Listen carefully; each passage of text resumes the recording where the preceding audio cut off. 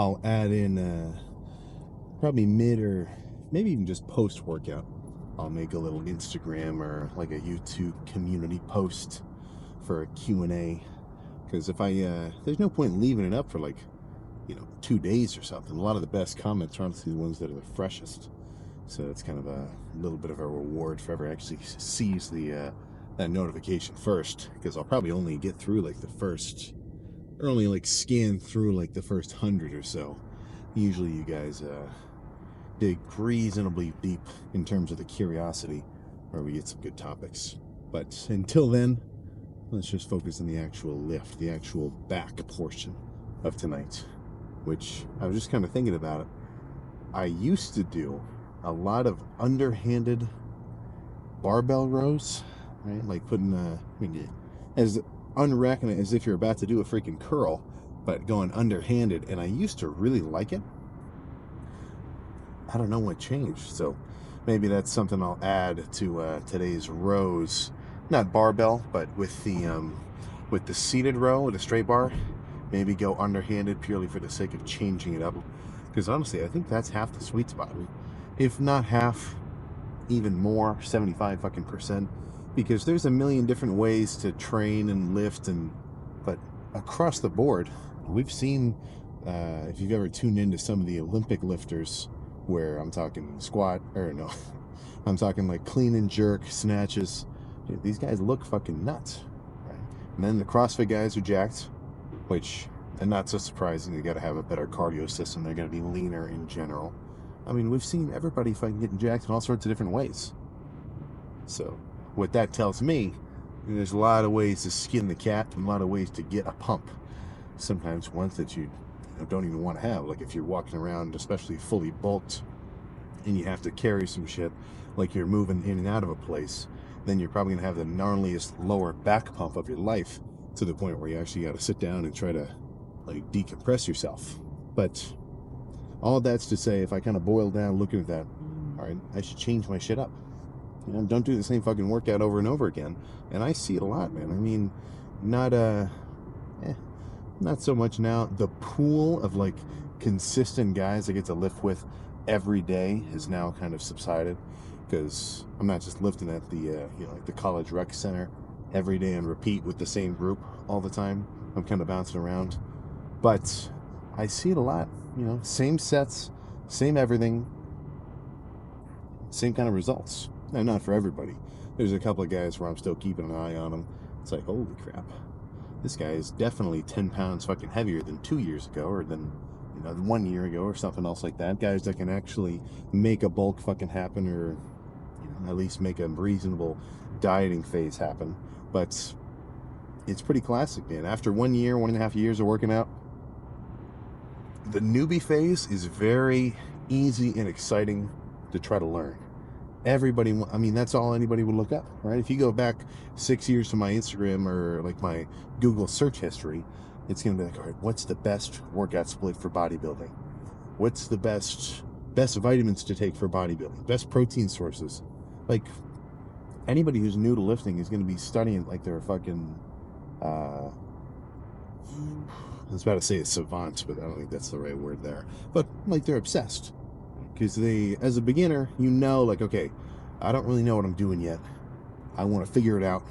I want to scan the fucking internet for as many tips and routines and everything else as I can get, so I can get a grasp, roll up to the gym, look like I know what I'm doing, actually have a good workout, come home, drink a post-workout shake like we all do, go to sleep, repeat.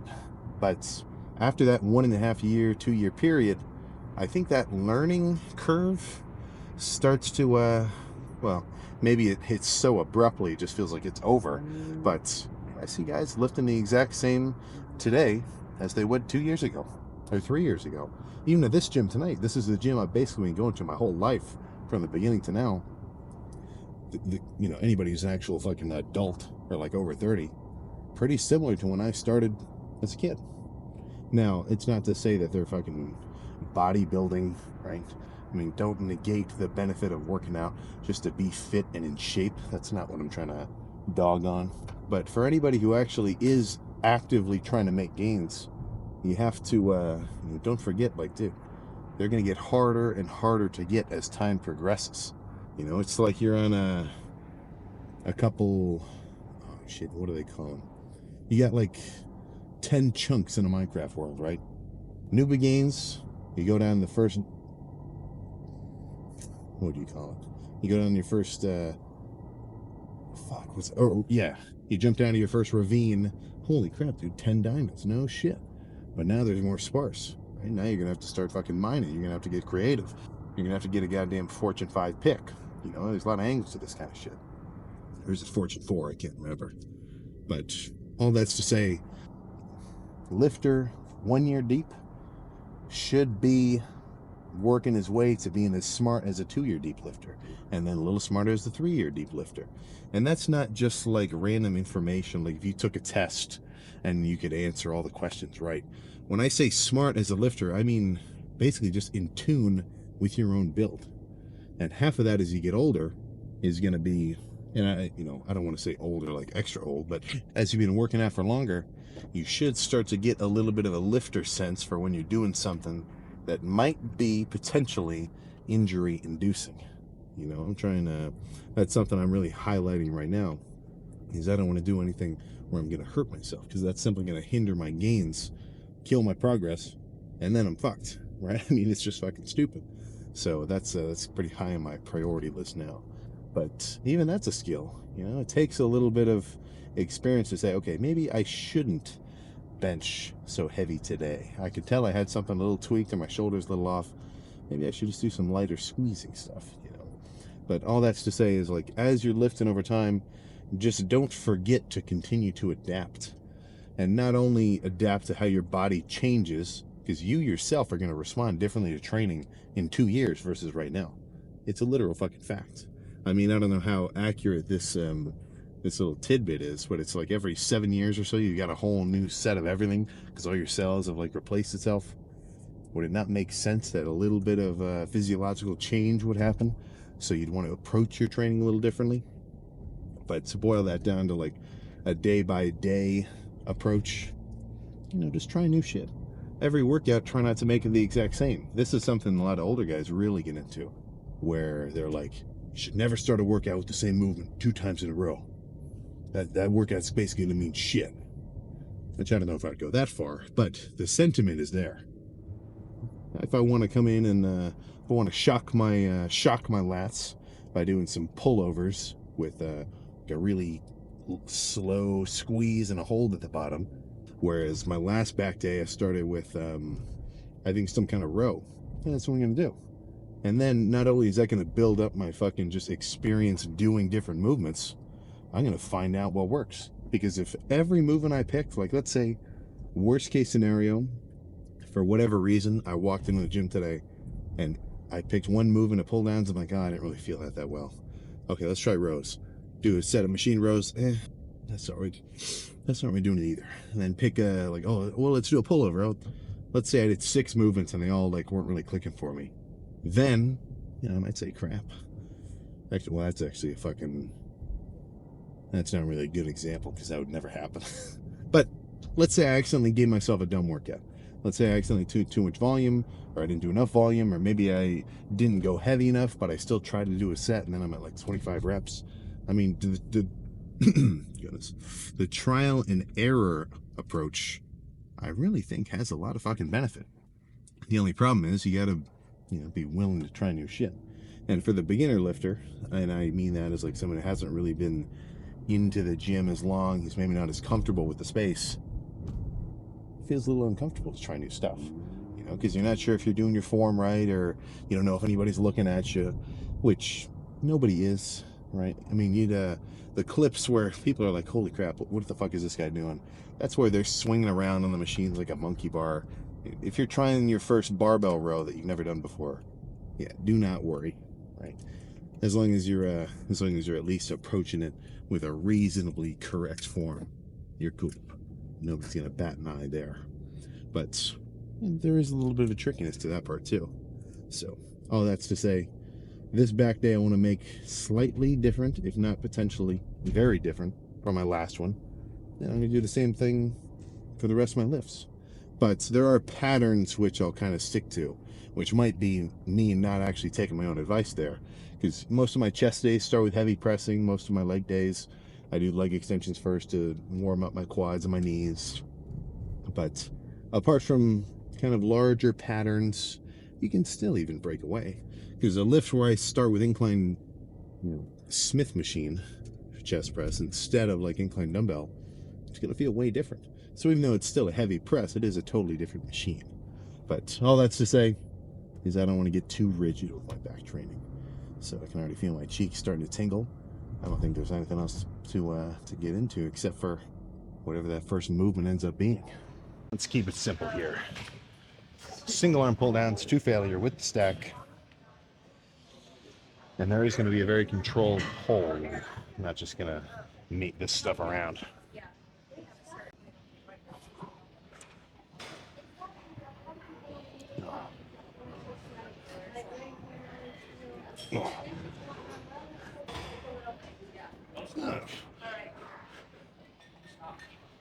No. No. No.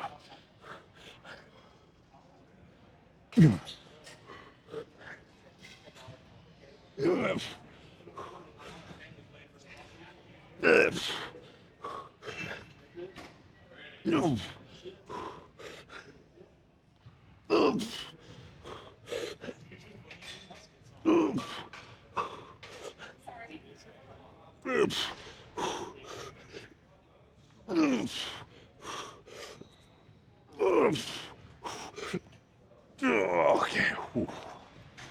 Oh, goodness.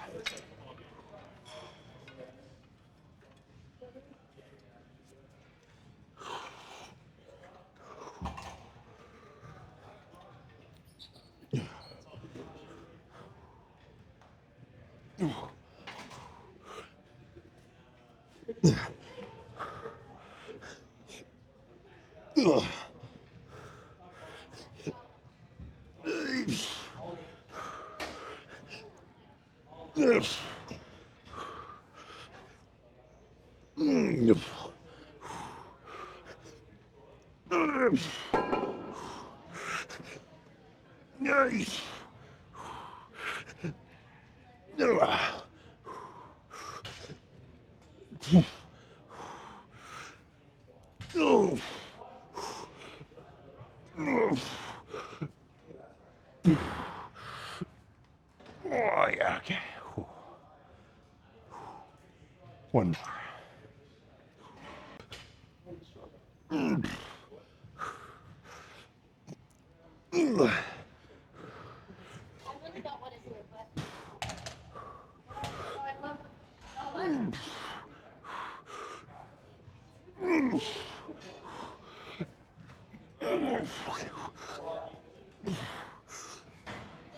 Okay.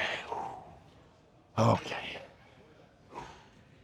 I think that'll be a 2 as good situation. I really do like these compared to like a regular straight bar pull down. Because I mean, sure, it's still a pull down. It's still lat focused. But with a seated cable like this, I feel like I can really squeeze much harder. And maybe that's just because like my hands don't have to be this wide the whole rep. I can kind of match my natural motion.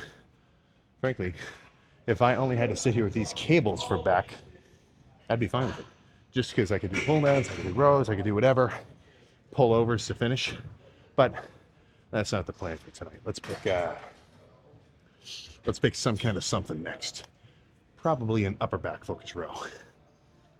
Instead of doing rows and then pull downs like the last back day, flip it around, pull downs and then rows. So this stack is reasonably light, only 200. A Planet Fitness stack, if that's what you're used to, is about 250. A really heavy one's about 300, but that's perfect for me. I'm kind of aiming for more of a squeeze set anyway. So since I just finished pull downs, I don't want this to be all lats. Like if I have my elbows tucked down here and I'm kind of pulling with the bar more at like belly button level, that's gonna be a lot of lats. Whereas if I maybe flare out my hands a little more and raise my elbows up, So I'm pulling this bar a little more like nipple level. That'll be more traps, more kind of a Terry's major rhomboid kind of shit. And that's what I want to work on this set specifically. But maybe the next one will flip it around. I mean, you know, go by the flow with that kind of stuff.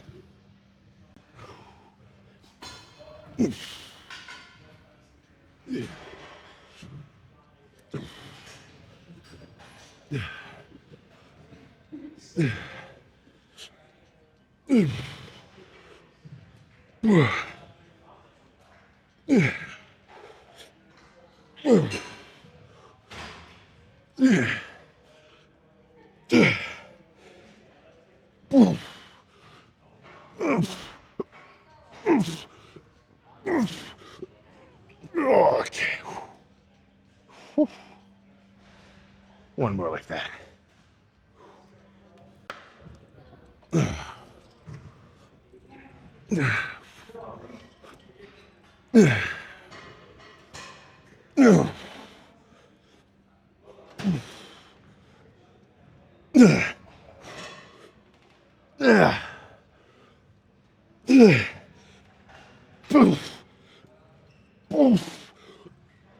Oh my gosh. Okay. All right. Time for something in between, because that was very trap focused, very kind of mid trap focused. So, what do you think? Maybe just a different seated row. All right, I may have just lied a little bit. I thought a seated row would be good, but then this pull down caught my eye. A little tricky though, because I don't want to hold it this close. So usually I'll just like grab kind of the ends. So a little funky, but it still works. So now all I gotta do is go nuts.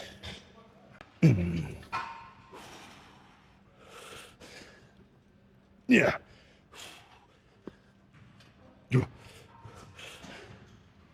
Yeah. E.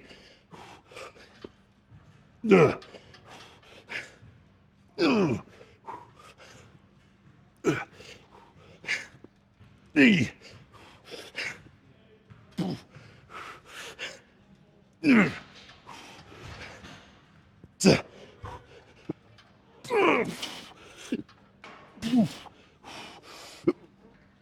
Okay. Ooh. Oh. Yeah.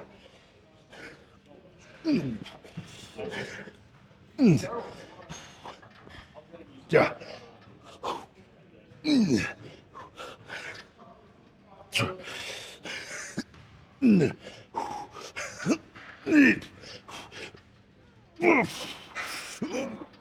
Okay.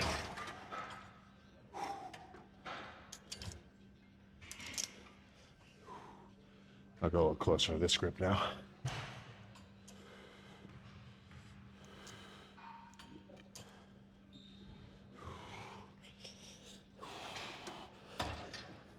Yeah. Yeah. Yeah.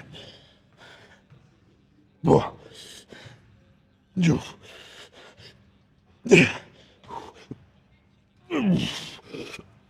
Okay. Now time for a row. I'm gonna make this a heavy one, but the next one will probably be a bit lighter, just because this is gonna be too heavy for a really awesome squeeze for more than like 3 or 4 reps when I'm really strong.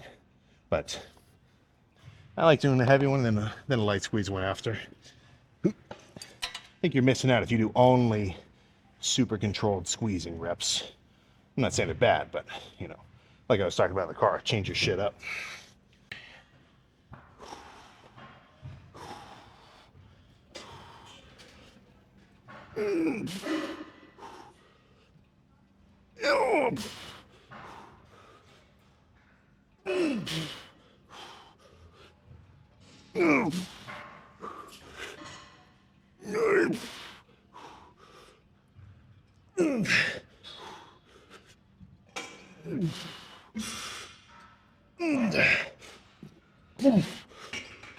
Okay.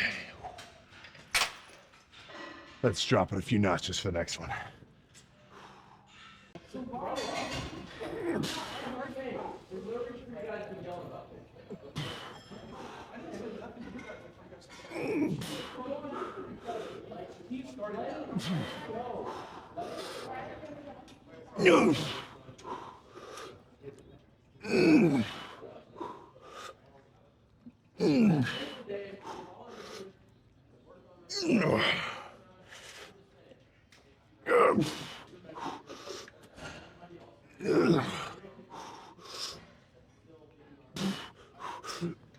Okay. Whew. I think it's time for a finisher. Let's go over yonder, get ready for a pose down, and get out of here. I gotta eat something. Fucking starving. Here's the plan. Alternating reps of pullovers, single arm, so 5, 5, 5, until my lats are basically thrashed. Run over here, regularly just kind of bent over. Really just basic ass cable rows. Even with this, this is the weight I was doing for a one arm pull down earlier, not the craziest. And actually, I think I'll grab a block, get a little more stable. But the point of that isn't move as much weight as possible. I kind of already did that with some of those cable rows or cable pull downs earlier. And those sets of cedar rows were even pretty heavy. Like they were light-ish, but there was still some heft. So this is more squeezing, pump as much blood in my back as possible, pose down, look as nuts as I can, scram.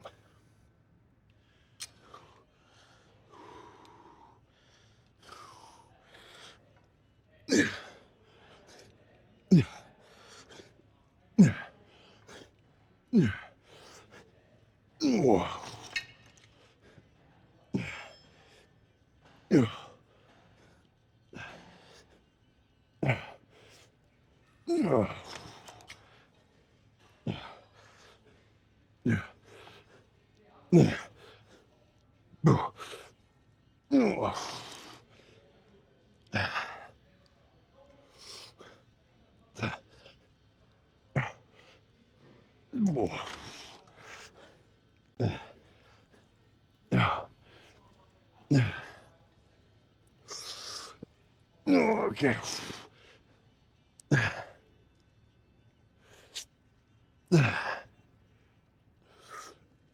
Okay.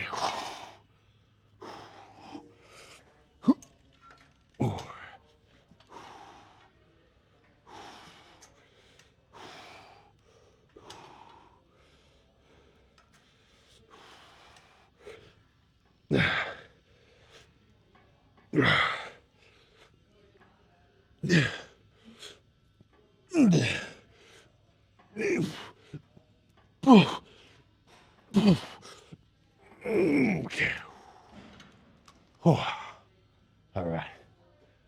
They're closing this thing down. Let's pose down quick and get out of here. There we go. All right. So, backwise, I feel pumped, at least as much as I can on a deficit. So let's just take a little gander at just how wide these lats actually look. Plus traps, plus rhomboids, plus shoulders, plus everything. There is a certain, well, honestly, it's not all about your back. Even with a back-specific pose down, because everything kind of plays into it. I mean, it's like anything. If one muscle is just particularly built up out of proportion compared to the rest of them, you're just going to look like a fucking fool. So what I really mean to say is like a back lat spread isn't all lats. You also got the roundness of your rear delts, your fullness of your arms, everything else. Well, that kind of goes into it, which you might not just think about if you're, well, it's easy not to think about it when you're just checking out your pump at the end of a lift and saying, holy shit, that was nuts. But let's see how we look.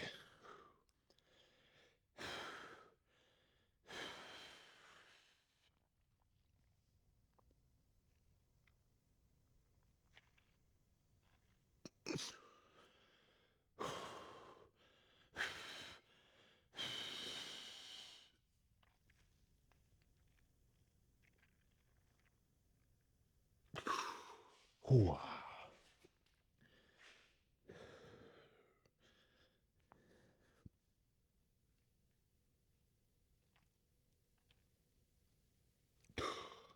Whew.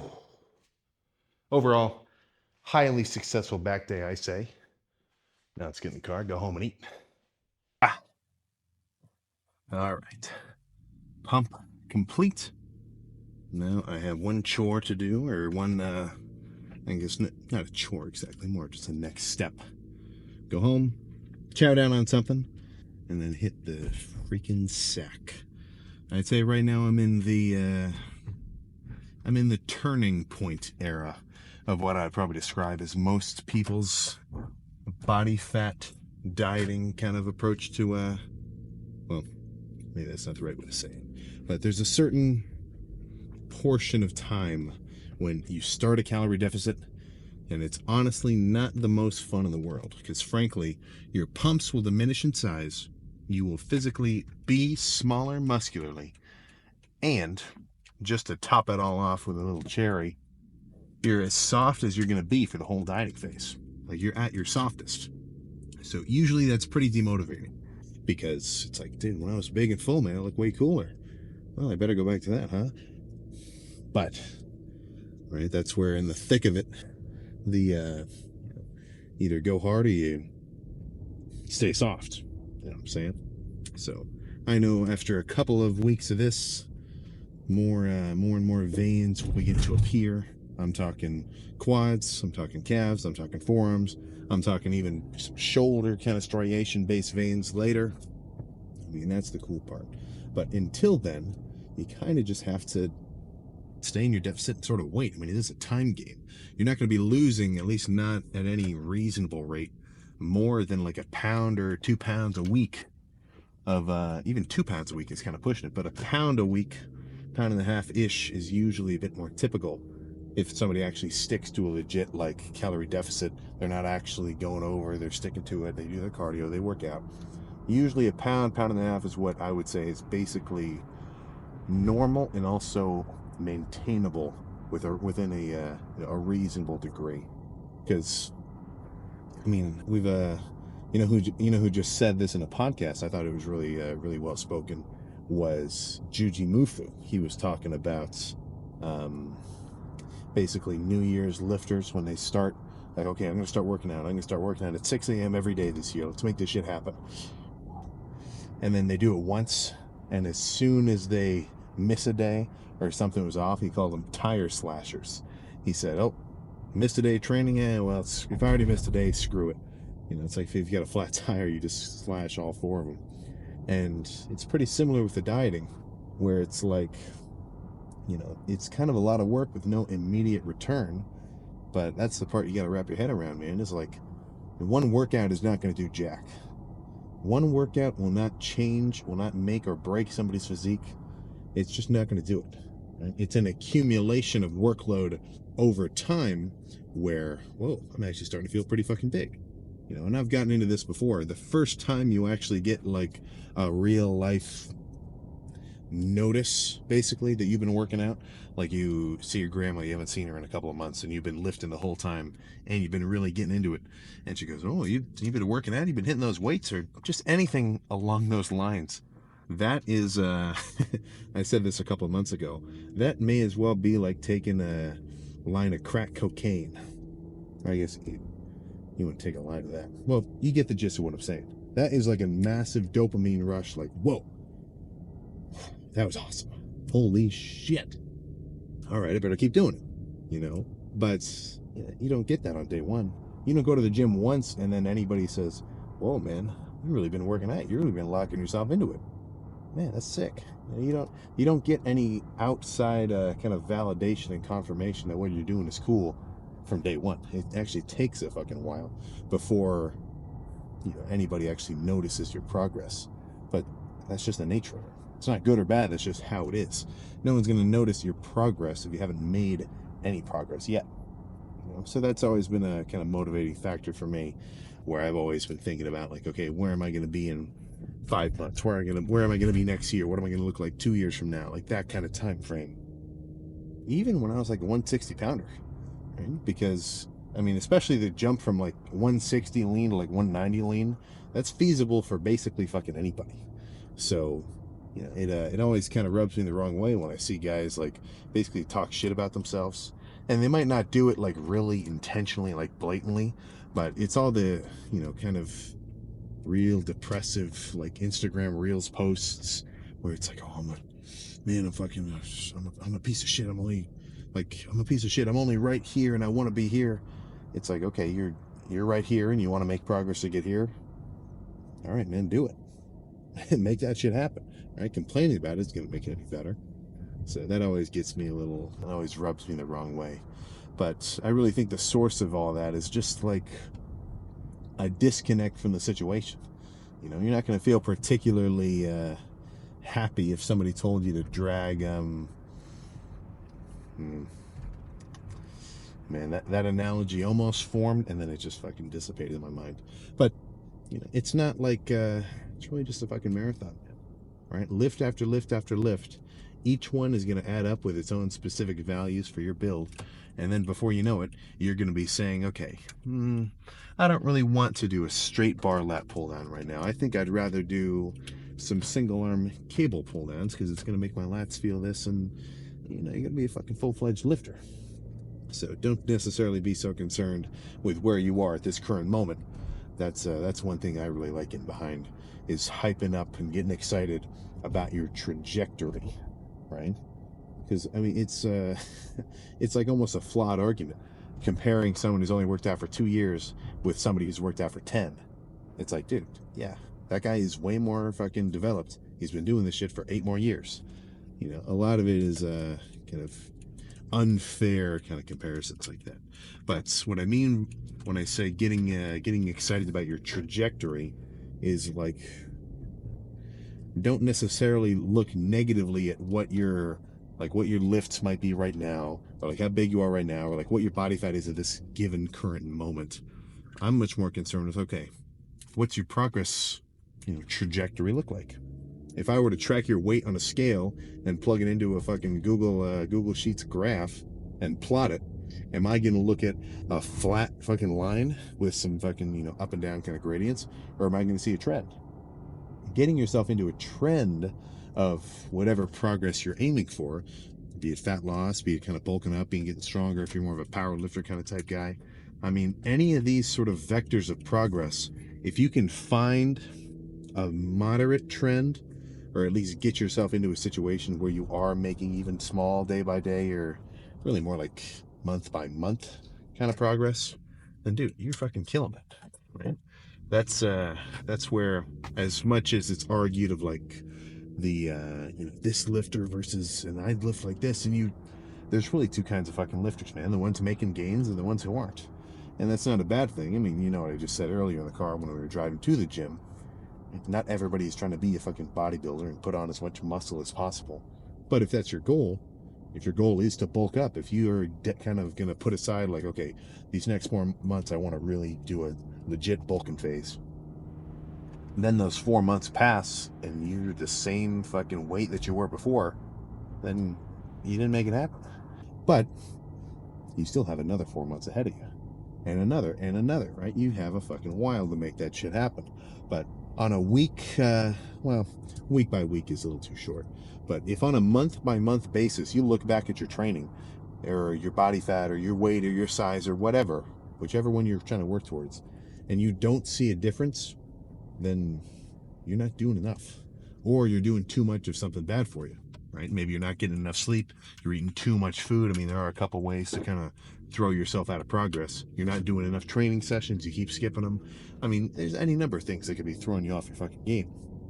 So if that's you, if you look back on your last month and compare yourself to this moment right now and say, oh,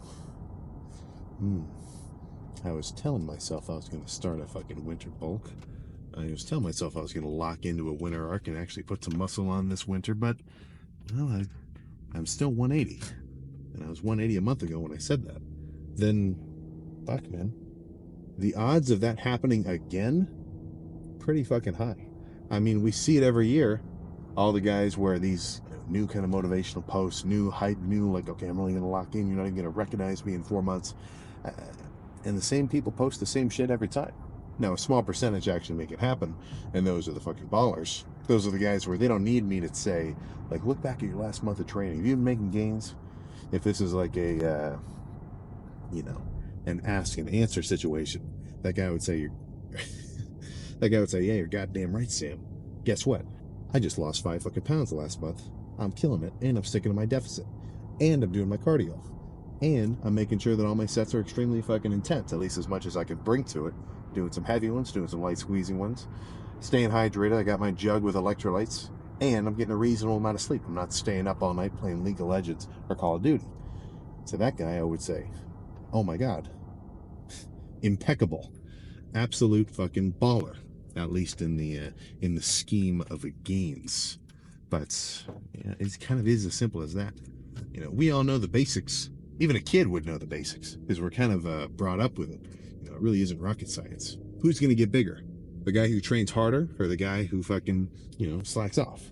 Who's going to get bigger? The guy who gets a good amount of rest and stays hydrated, or the guy who has 4 monsters a day and maybe a Coke Zero and stays up till 3 in the morning? Who's going to get bigger? The guy who eats all his meals or the guy who, barely scraps around and just, it's just not going to happen. We all know the kind of basic aspects that go into lifting, sort of the 4 pillars I've kind of been saying, right? I mean, you got your sleep, you got your hydration, you got your diet, your actual macros, everything else, and then you have your training itself. And I don't think one of these is completely over dominating the situation. I think they're all pretty fucking balanced, where, when all 4 of these things are in sync, that table of gains isn't going to wobble. All 4 legs are strong and even. Now, if one of them starts to slip, you're going to get a little wobbly. And if one of them is completely fucking off the charts in the negative, that's just going to topple over. It's just not going to happen.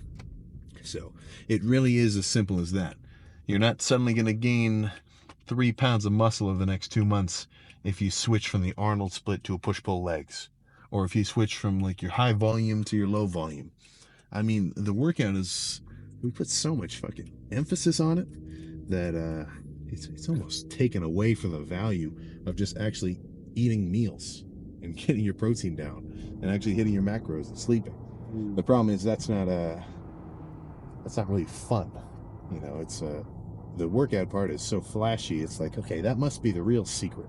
That must be the reason why so and so got this big. It's because he works out like a maniac. It's like you completely forget to highlight everything outside of the gym that goes into that in terms of the fucking food and recovery.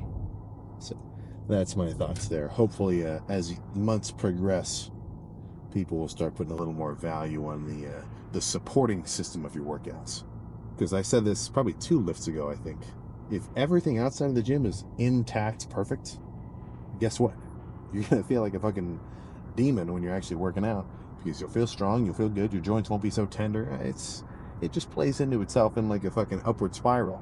Because the better you feel, the harder you train, and the harder you train, the more kind of recovery you're going to need. And if you give yourself that recovery, then you're going to train even harder. That's pretty fucking rare, So that's my little shtick there. Honestly, might be a little premature to say it, but the New Year's Eve or the New Year's resolution herd is on its way. They're rumbling. It's like how birds have that sort of magnetic signal in their mind, like, okay, I better start heading south pretty soon. People are thinking about it, and everybody does. So you got to figure out some way to separate yourself from that herd, and not just cancel your gym membership after 3 weeks.